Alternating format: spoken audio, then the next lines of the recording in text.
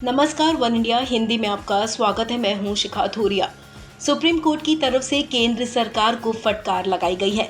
Supreme court ने विभिन्न tribunal में खाली पड़े पदों को न भरने और ट्रिब्यूनल रिफॉर्म्स एक्ट को लाने के लिए सरकार की तीखी आलोचना की है। Chief justice NV. रमन्ना ने कहा कि हमें लगता है कि केंद्र को इस अदालत के फैसलों का कोई सम्मान नहीं है। फिलहाल कोर्ट ने मामले की सुनवाई को अगले हफ्ते सोमवार तक के लिए टाल दिया है। इसके साथ ही अवमानना की कार्रवाई की चेतावनी भी दी है। Chief justice NV. रमन्ना की अध्यक्षता वाली बेंच ने कहा कि सरकार की तरफ से पास नया कानून ठीक उसी कानून की नकल है जिसे सुप्रीम कोर्ट ने रद्द कर दिया था। केंद्र को फटकार लगाते हुए चीफ जस्टिस ने कहा कि ऐसा लगता है कि सरकार के लिए इस अदालत के फैसले को लेकर कोई सम्मान नहीं है। आप हमारे धैर्य की परीक्षा ले रहे हैं। आप मेंबर ना नियुक्त कर इन ट्रिब्यूनल को खत्म कर रहे हैं। सीजेआई ने कहा कि कई ट्रिब्यूनल बंद होने की कगार पर पहुंच गए हैं।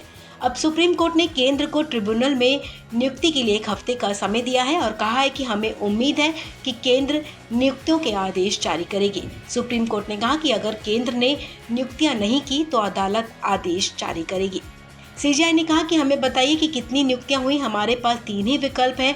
पहला, कानून पर रोक लगा दें। दूसरा, ट्रिब्यूनलों को बंद कर दें और खुद ट्रिब्यूनल में नियुक्ति करें और फिर सरकार के खिलाफ अवमानना की कार्रवाई शुरू करें।